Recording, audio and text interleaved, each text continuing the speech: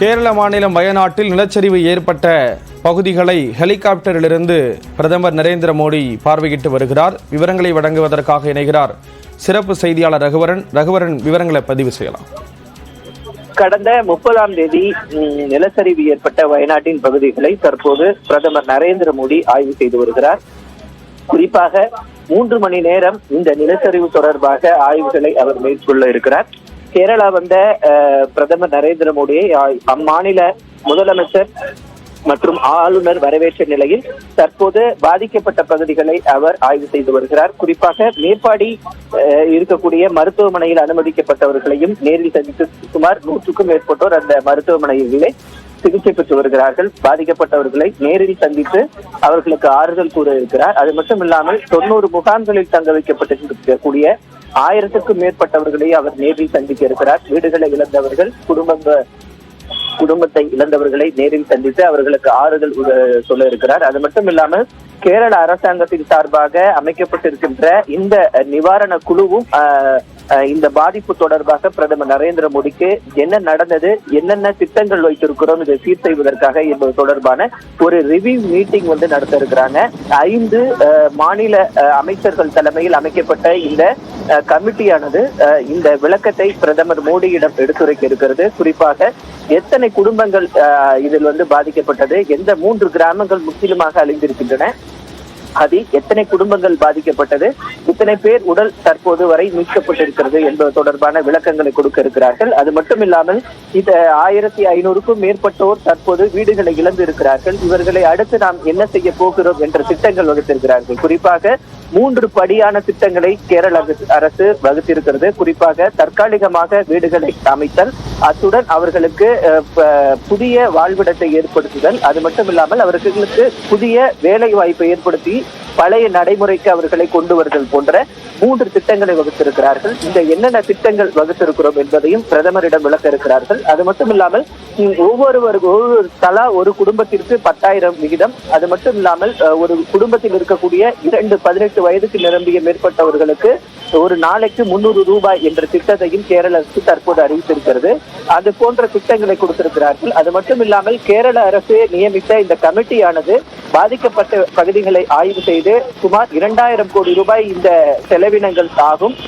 அது மட்டும் இல்லாமல் இந்த நிலச்சரிவை எல் பிரிவாக 3வது பிரிவில் இருக்கக்கூடிய எல் பிரிவு பேரிடராக அறிவிக்க வேண்டும். அதாவது இது தேசிய பேரிடராக அறிவித்து இதற்கான நிதியை ஒதுக்கீடு செய்ய வேண்டும் என்ற கோரிக்கையை மாநில அரசு, கேரள மாநில அரசும் கொடுத்திருக்கக்கூடிய நிலையில் கேரள மாநில எதிர்க்கட்சிகளும் இதை வலியுறுத்தி இருக்கிறார்கள். அது மட்டும் இல்லாமல் வயநாடு பகுதியில் இந்த வருவாய்த்துறை அமைச்சர் ராஜன் தலைமையில் கேரளாவின் மாநிலத்தினுடைய அனைத்து கட்சி கூட்டம் நிறைவேற்றப்பட்டு அதில் ஒருங்கிணைந்த ஒரு குழு முடிவானது எடுக்கப்பட்டிருக்கிறது. அனைத்து முடிவுகளும் தற்போது பிரதமரிடம் எடுத்துரைக்கப்பட்டிருக்கிறது.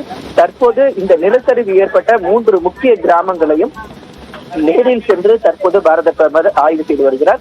அது மட்டும் இல்லாமல் இந்த பகுதிகளுக்கு காரிலும், அதாவது ஹெலிகாப்டர் மூலமாக ஆய்வு செய்த பிறகு ராணுவத்தின் மூலமாக அமைக்கப்பட்ட அந்த பைலி பாலம் என்று சொல்லக்கூடிய அந்த பாலத்தின் வழியாகவே அவர் பயணம் மேற்கொண்டு அந்த பகுதிகளை நேரில் சென்று பார்க்க இருக்கிறார். குறிப்பாக இந்த மீட்பு பணியில் ராணுவத்தினுடைய பங்கு முக்கியமாக இருக்கக்கூடியது. குறிப்பாக பாத்தீங்கன்னா ராணுவம் 200 உயிருடன் இருந்த தேர்வு தகுதியிலும் சிக்கியிருந்த உயிருடன் இருந்த 200 பேரை மீட்டிருக்கிறது. அதனால் ராணுவத்தினுடைய பங்கு சிறப்பானது. ராணுவமும் NDRF வீரர்களும் மற்றும் கப்பல் படை மற்றும் விமானப்படையினுடைய பணிகளும் இது முக்கியமானது. அதனால் ராணுவ வீரர்களையும் பிரதமர் நரேந்திர மோடி சந்தித்து அவர்களுக்கும் அந்த ஆறுதலை தெரிவிக்கிற பணியில் சிறந்து பணியாற்றியவர்களுக்கு இந்த ஆறுதலை அவர் தெரிவிக்க இருக்கிறார். குறிப்பாக இந்த ஆய்வு பணியானது சரியாக 3 மணி நேரம் அவர் கேரளாவில் இருந்து பணியாற்றியிருக்கிறார். கண்டிப்பா ரகுவரன், தேசிய பேரிடரா இந்த வயநாடு நிலச்சரிவு பாதிப்பை அறிவிக்கணும் அப்படிங்கிறதா பல தரப்புல இருந்து வரக்கூடிய கோரிக்கையா இருக்கு. இப்போ இந்த பிரதமர் ஆய்வு மேற்கொண்டு வரக்கூடிய நிலையில பிரதமர் கூட வேற யாரெல்லாம் இருக்காங்க? இன்றைய தினம் முக்கிய அதிகாரிகள் யாரெல்லாம் பிரதமரை சந்திச்சு தொடர்பான விஷயங்களை பேச இருக்காங்க? குறிப்பா இந்த விவகாரத்துல பாத்தீங்கன்னா 3 குழுக்கள், அதாவது கேரள அரசு இந்த நிலச்சரிவை 90 நாட்களில் சரி செய்வதற்கான திட்டத்தை வகுத்திருக்கிறது. அதில் இந்த கேரள மாநிலத்தினுடைய மீட்பு பணிகளினுடைய தலைவராக இருக்கக்கூடிய குரியன் அவர்கள் தலைமையில் தான் இந்த பணிகள் நடைபெற்றுக் கொண்டிருக்கின்றன. குறிப்பாக பாத்தீங்கன்னா இந்த பணிகளை பாதிக்கப்பட்ட பகுதிகளை வந்து சரி செய்வதற்காக இந்த 5 அமைச்சர்கள் கொண்ட இந்த குழுவானது அமைக்கப்பட்டிருக்கிறது. இந்த 5 அமைச்சர்கள் கொண்ட இந்த குழு தான் இந்த கேரள வயநாடு நிலச்சரிவு பகுதிகளை வந்து பார்வையிட்டு குடியமர்த்தலுக்கான பணிகளை செய்து வராங்க. அது மட்டும் இல்லாமல் சிறப்பு அதிகாரிகளாக கூடுதல் தலைமை செயலாளராக இருக்கக்கூடிய மூத்த IAS அதிகாரிகளான சாம்பசிவராவ் மற்றும் கௌசிகன் ஆகியோர் எல்லாம் குறிப்பாக பாத்தீங்கன்னா முக்கியமாக 10 IAS அதிகாரிகள் இந்த பணியில இருக்காங்க. 5 அமைச்சர்கள் குழு இந்த பணியில இருக்காங்க. இவர்கள் அனைவரும் சேர்ந்து தற்போது என்னென்ன திட்டங்கள் வகுக்கப்பட்டிருக்கிறது, எது போன்ற ஆய்வுகள் எல்லாம் செய்யப்பட்டிருக்கிறது, 90 நாட்களில் இதை சரி செய்வதற்கான என்னென்ன திட்டங்கள் வந்து வகுக்கப்பட்டிருக்கிறோம் என்பதை வந்து ஒரு ரிவ்யூ மீட்டிங்காக தற்போது பிரதமரிடம் அவர்கள் எடுத்துரைத்து இருக்கிறார்கள். ஒவ்வொரு 10 நாளுக்கும் ஒவ்வொரு லிஸ்ட் வச்சிருக்கிறாங்க. இந்த அளவு வீடு பாதிக்கப்பட்டவர்களை எந்த அளவு குடியமர்த்த போறோம், முற்றிலுமாக வீடு பாதிக்கப்பட்டவர்களை எந்த அளவு குடியமர்த்த போறோம்.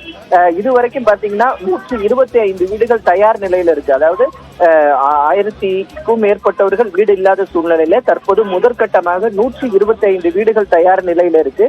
அவர்களை குடியமர்த்துவதற்கான வீடுகள் உடனே அவங்களுக்கு ஒப்படைப்பதற்கான பணிகளும் நடக்க தயாராக இருக்கும் அப்படின்னு சொல்லிட்டு கேரள அரசு தெரிவித்திருக்கிறது. குறிப்பா பாத்தீங்கன்னா இந்த வயநாடு நிலச்சரிவுல மட்டும் பாத்தீங்கன்னா 420க்கும் மேற்பட்டோர் உயிரிழந்ததாக சொல்லப்பட்டாலும் குறிப்பாக 197 பேரோட உடல் உறுப்புகள் தான் கிடைச்சிருக்கு. அதாவது 420 பேர் உயிரிழந்ததாக சொல்லப்பட்டாலும் நிலச்சரிவு பாதிப்புகளை பிரதமர் மோடி பார்வையிட்டு வருகிறார்.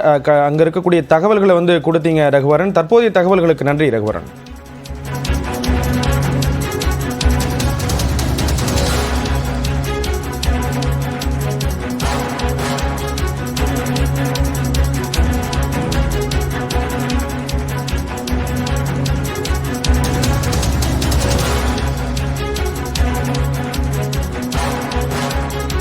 நிலச்சரிவு பாதிப்புகளை பார்வையிட்டு வருகிறார் பிரதமர். வயநாட்டில் ஏற்பட்ட பயங்கர நிலச்சரிவில் 400க்கும் மேற்பட்டோர் உயிரிழந்திருக்கக்கூடிய நிலையில் பலரின் நிலை என்னவென்று தெரியாமல் இருக்கிறது. நிலச்சரிவு பகுதியிலிருந்து மீட்கப்பட்டு முகாமில் தங்கியிருக்கும் மக்களையும் சந்தித்து பேச இருக்கிறார் பிரதமர் நரேந்திர மோடி.